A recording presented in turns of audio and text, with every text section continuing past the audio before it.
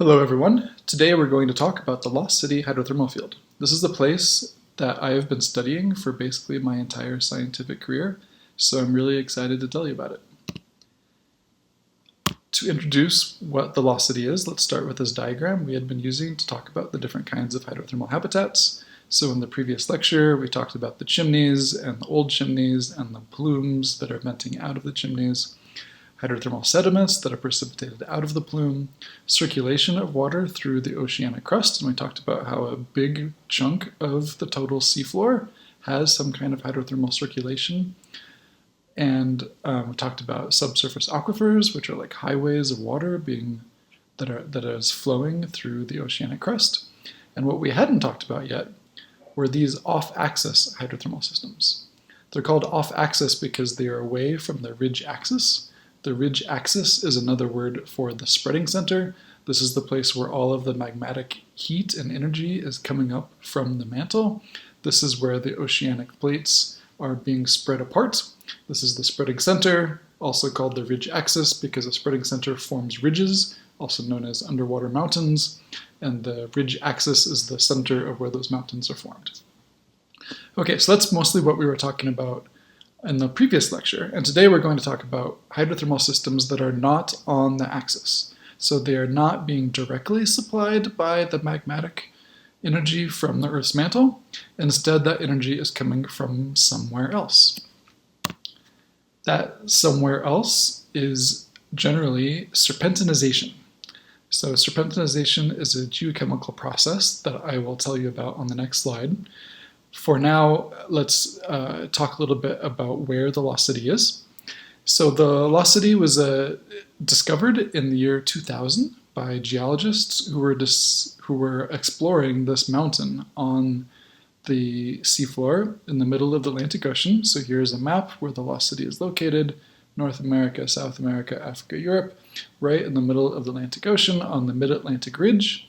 Mid-Atlantic Ridge is the place where two plates in the Atlantic Ocean are spreading apart, but actually not right on the ridge, as you can see in this diagram. North is pointing to the right in this diagram, so it's a bit rotated from the map, is this mountain, and the summit of this mountain is about 15 kilometers away from the ridge. So it's not clear how magmatic energy, which is mostly coming up right here, is going to make its way over to the top of this Atlantis Massif, which is the name of this mountain, where these geologists in 2000 accidentally discovered these huge hydrothermal chimneys that were forming far away from where other hydrothermal systems had previously been discovered. This was the first time that any hydrothermal chimneys had been discovered a significant distance away from the ridge axis. They called it the Lost City because it's located on the Atlantis Massif, and the Atlantis Massif was named after a research vessel, a ship that is called the Atlantis, operated by the American Oceanography System. And this is not a volcano. The reason why the geologists were exploring this mountain is because it is not a volcano, as you might expect to find, which is where you might expect to find hydrothermal systems. Instead of being a volcano, instead, these geologists were studying this mountain because it was formed by this geochemical reaction, not volcanic processes. This geochemical reaction is serpentinization, which I briefly mentioned before. The simplistic way to think about serpentinization is that it's the process where this pretty green rock called olivine turns into this ugly black rock called serpentine. It's called serpentine because it forms this snakeskin texture. When it has become serpentinized, the snakeskin texture is the result of water flowing through the cracks that are formed in the rock as it becomes serpentinized. The cracks are formed because the serpentinized rock actually blows up like a sponge because this is a hydration reaction. We're not going to get too much into the chemistry here, but the important point is that this serpentinization reaction is adding water to the rock. So this olivine actually takes up water and blows up like a sponge, forming these cracks inside the rock through which water is flowing. Now we call it serpentine, and it's actually exothermic. So this process actually releases heat as it is occurring. It also releases hydroxyl ions, which makes the water coming out of serpentinization environments, very high pH, which means very basic. And from a biological perspective, perhaps the most important thing is that it releases huge quantities of hydrogen gas, which is, as we know, a great electron donor for metabolic metabolism. So it's a great food source for microbes. And there is so much hydrogen that it can actually reduce any inorganic carbon into organic carbon. So the rocks are actually making organic carbon for microbes to eat. So the rocks are actually acting like a primary producer in this environment by actually making food for life to eat. Here is a video of a lost city chimney. So the thing I want to highlight here is the water venting out of this chimney is about 90 degrees Celsius, maybe getting up to about 100 degrees Celsius, which is the boiling point, but it never gets much hotter than that. We talked about before, or some of these hydrothermal chimneys on the ridge axes can have water that's 350 or 400 degrees Celsius, like crazy, crazy hot water, so hot it's not even water anymore.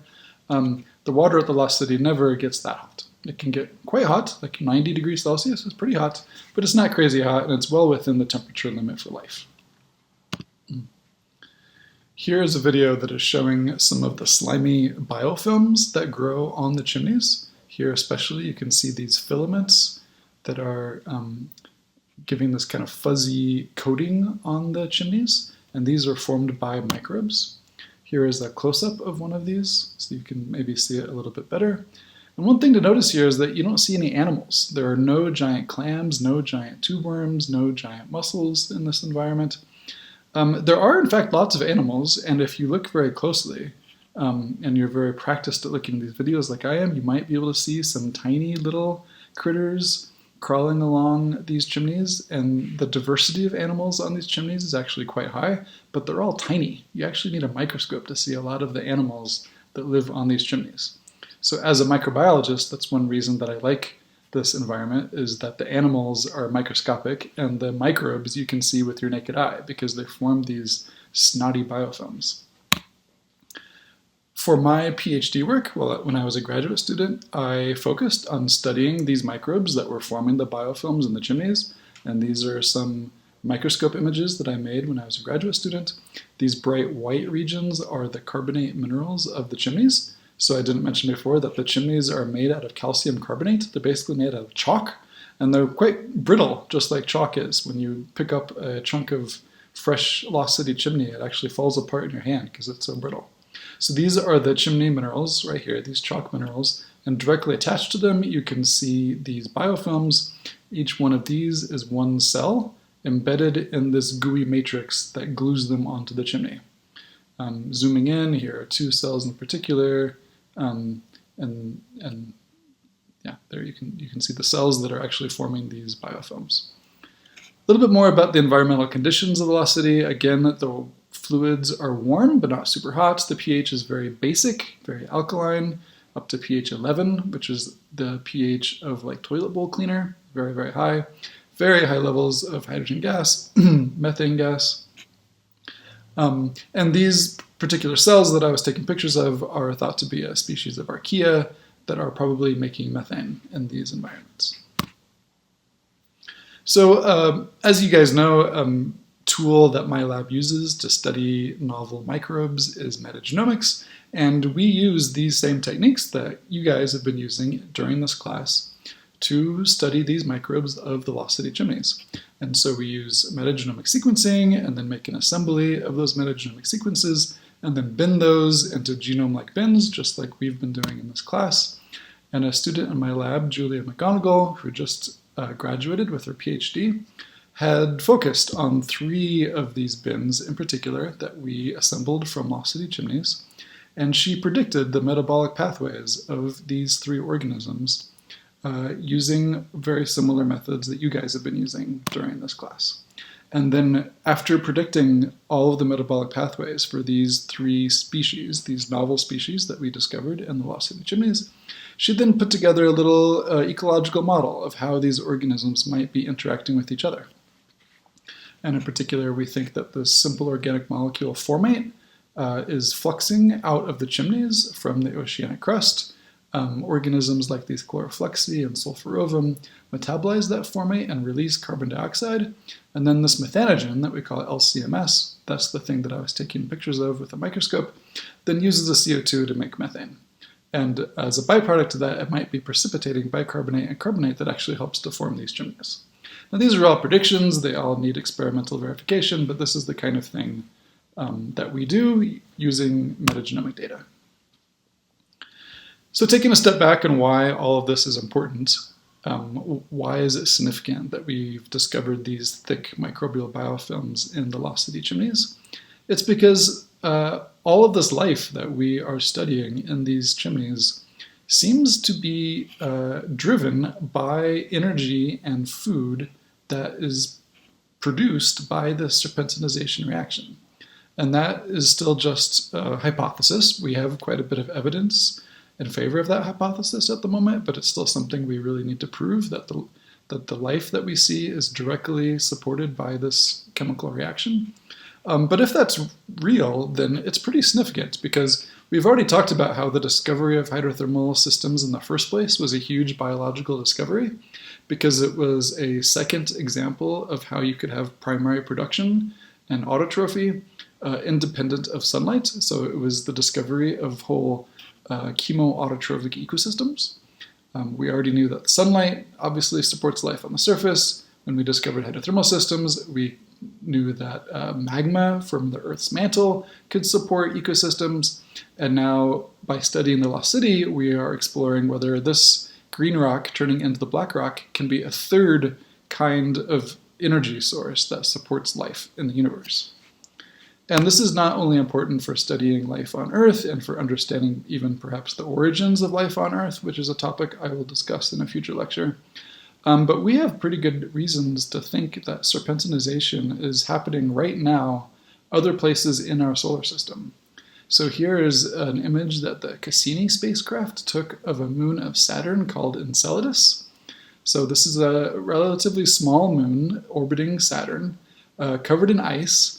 And when Cassini flew by and took pictures of this moon, to many people's surprise, there were geysers of water being ejected from the surface of this moon. And so here is what we think is going on, is that there is some energy source under the thick ice cap of this moon that is generating enough heat that actually melts water, and enough energy that actually then ejects that water from the surface in these huge geysers. And the best idea for where that energy is coming from is actually serpentinization of the bedrock of the moon. So rather than volcanoes, so rather than magma erupting from the center of the moon, we think that this hydration reaction of olivine-rich rocks in the center of this moon is what is creating this energy and generating these really dramatic hydrothermal systems. And so Enceladus might be a whole moon of lost city-like hydrothermal circulation. So that's one reason why we are excited to study the life at Lost City.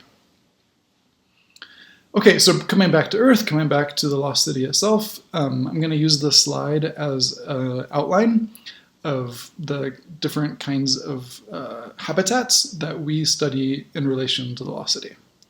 So just as in the previous lecture, there was not just one place where microbes live in hydrothermal chimneys, but many different ones, and that same concept applies to the lost city.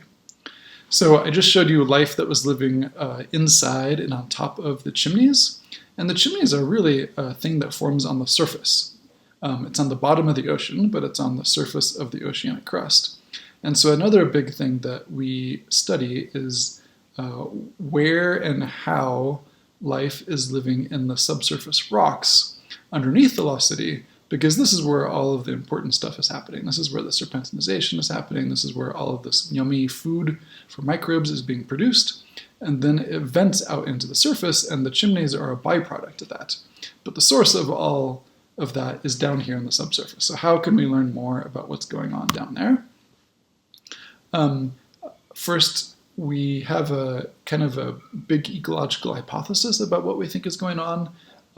A little of the work that I mentioned from Julia applies here as well, which is that we think because of the lack of carbon dioxide, because the pH is so high, and also because it's so reducing, that is, there are so many electrons around, that there's really no carbon dioxide available for any autotrophs in the lost city system. And so we think that there must be a biological production of carbon dioxide that enables the autotrophs to live. And I call this the bizarro carbon cycle of lost city, because this is exactly backwards, or the opposite of every other ecosystem that we have ever studied on Earth, right? We think of carbon dioxide fixing organisms, autotrophs, as the base of any ecosystem, right? The primary producers, the autotrophs, are always at the foundation of any ecosystem. But at Lost City, we have to produce that carbon dioxide in the first place, and we have to produce it from other carbon molecules that are probably much more abundant. In fact, we know that molecules like formate, HCOO, that's the formula for formate, and methane are much, much, much more abundant than carbon dioxide. So we predict that there are microbial species that eat formate or eat methane, release CO2, and then the autotrophs can do their thing. But they need someone else to do something first, which should be very unusual compared to other ecosystems that scientists have previously studied. So to investigate these ideas, my lab was involved in an expedition to the Lost City in 2018. Here's a picture of our team. A longtime collaborator of mine, Susan Lang, was the chief scientist. I was the co-chief scientist. And Susan and I had been planning and thinking about and preparing for this project for many, many years before we ever actually got to go out to sea.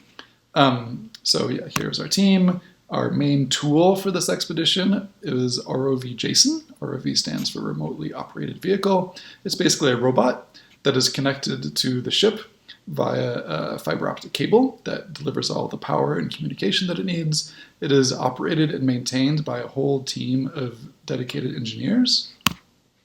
Here is what the control room looks like, where all the scientists and engineers are gathered to operate the vehicle. So the vehicle, Jason, has many, many, many cameras that it uses to sense the world around it. The feeds from those cameras are then projected on all these video monitors inside the control room. And then here are the engineers who are actually doing the work of operating the vehicle. And here's the peanut gallery of scientists watching and or providing guidance on how to take samples, how to take measurements, and how to do the work of the expedition. Here are some samples of the chimneys that we collected on this expedition and brought them up. The chimneys range from very thin and crumbly and fragile when they're first formed, and when they get older, they actually become lithified. They turn into more like concrete, and that's an example here. Some of these chimneys are quite large. Here's a chunk of chimney that is being carried by the scientists here. You can see how big it is. And this gives me a reminder to mention that this is just one chunk that we were able to collect and bring back up. But these chimneys are huge. So the tallest chimney at Lost City is 60 meters tall, so 200 feet tall. These are large office building sized structures. They're quite large. Here's yet another video of a Lost City chimney. Here is what we call a flange, because the water is venting from below and then spilling over the edge of the chimney. So the shimmering water is hot water that is spilling over the edge and then rising up above it. And going back to our scientific question, what we really wanted to investigate was the subsurface again, right? We had previously studied the chimneys, now we want to look at the subsurface. And we did that by collecting the water that was coming out of the chimneys, which is not something we'd really done before, because in previous expeditions, we didn't really have the equipment for collecting water samples from this location well. And so here's a video using the hydrothermal organic geochemistry sampler, or the HOG, that Susan and her team designed and built specifically for this project.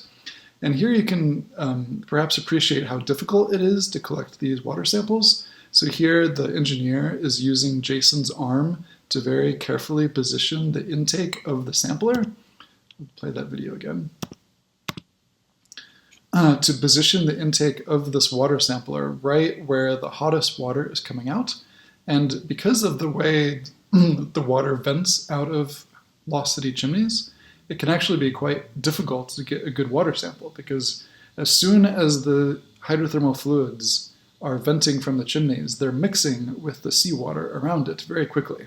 And so getting a good sample of the actual subsurface fluids rather than getting contaminated by all of the seawater that you're literally surrounded by, is actually really difficult. And that was a major technical challenge of this expedition that Susan and the Jason engineers handled very well and very successfully in the end. And so here's a student in my lab who is processing some of the water samples that we collected with the hog in the lab on the ship.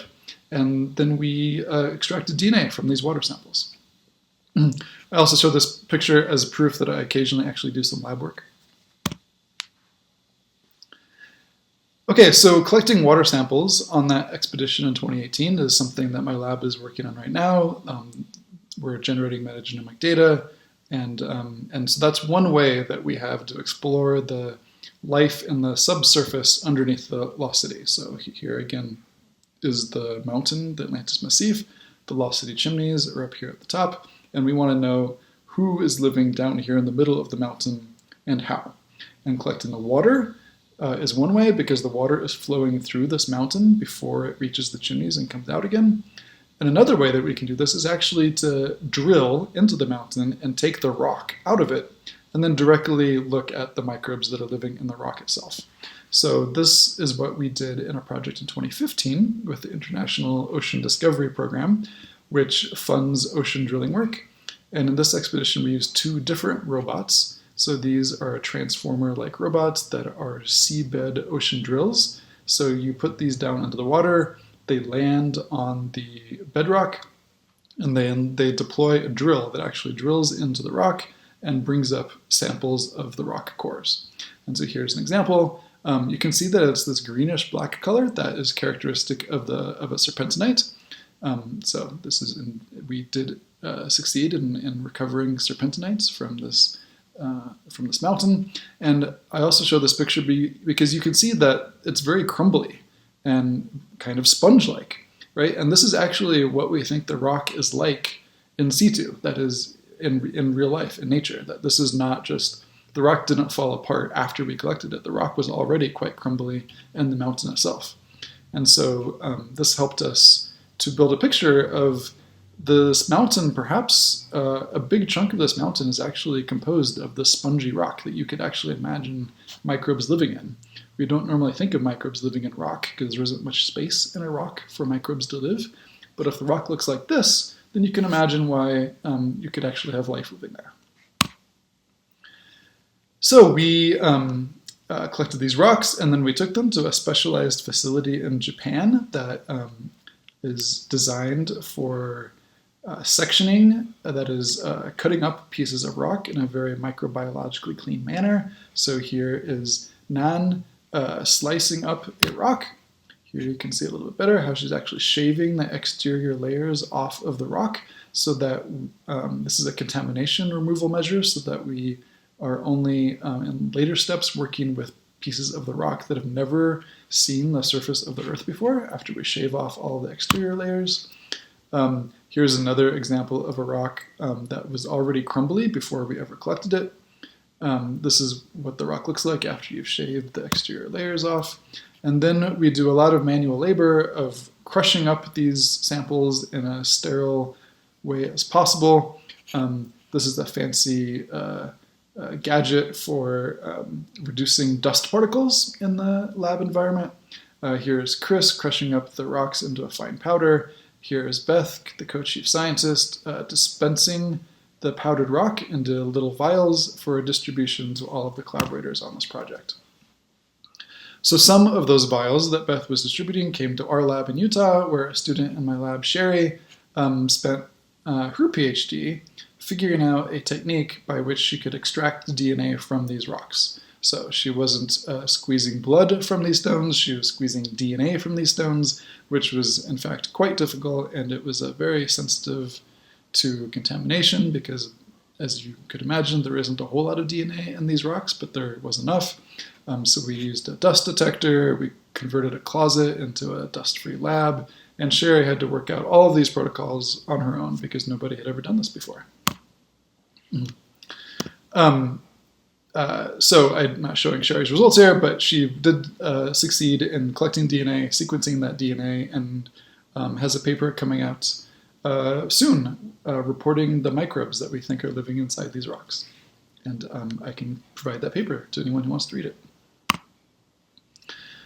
Okay, next section of this lecture is we talked about the hot water coming out of the chimneys. We talked about actually looking at the life that lives in these rocks. Another habitat that we had previously talked about in the previous lecture is the plume that is injecting out of the chimneys and is injected into the seawater. And one component of this project was also to look at that. So here is a map of the Atlantis Massif again, but in this case it's looking at it from top down. So here's the Mid-Atlantic Ridge, here's another fracture, here is the Atlantis Massif. Red means high, green means low, so this is the top of the mountain, same mountain we were looking at before, but instead this is a topo map. And these green dots are different locations along the mountain where we had drilled and collected rocks. And these numbers are the concentration of hydrogen gas at these sites. And the concentration of hydrogen in normal seawater is basically zero, as, for example, trace levels here at this site. And so these concentrations of 44 or 25 or 266, these are extremely high concentrations of hydrogen gas for seawater. And these were collected from the seawater itself at some distance above the rock. So not from the hole itself, but this is just otherwise normal seawater, except that the seawater was above these drill sites. So we thought that this was evidence that there is a plume emanating from the Lost City site into the ocean. And so to investigate whether that is the case, we sequenced the DNA from these water samples and then compared the water samples from this high hydrogen concentration site, for example, to this low hydrogen concentration site, and asked, do we see examples of microbes in this place compared to that place that look like they might be taking advantage of the chemicals like hydrogen gas and methane and sulfur molecules that are being produced by the Lost City. And so here is a result, and this is indicating that the sites with high hydrogen have a much greater contribution of microbes that are coming from Lost City than places that have less hydrogen or further away from the Lost City.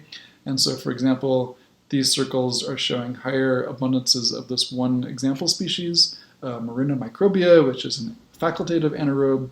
It metabolizes sulfur molecules and has previously been detected in oxygen minimum zones, which we've talked about in this class before.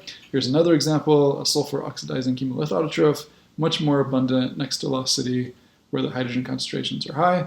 Also quite abundant over here, which is probably not related to Lost City at all, but perhaps indicates there's another hydrothermal chimney out over here that we didn't know about yet, but perhaps something we can look for next time we go out. Okay, so that was the main point I wanted to get at with this lecture, is just as with the previous lecture, that there are many different kinds of habitats. Even when just looking at this one Lost City location, we also see different kinds of habitats. We have the chimney biofilms, we have subsurface fluids that we collect as they come out, we have subsurface rocks that we actually drilled into and collected, and then we have the plume that's venting kilometers away from Lost City, but we still see examples of microbes in that water kilometers away from Lost City that we think probably originally came from Lost City. And so perhaps a future project that I need to write a proposal for is to investigate to what extent the Lost City is affecting the chemistry and the microbial ecology of the greater region of the ocean around it. All right, that's all I wanted to say about Lost City for now. I will talk about it more in the future lectures, but that's the introduction to Lost City. Thanks for listening. See you next time.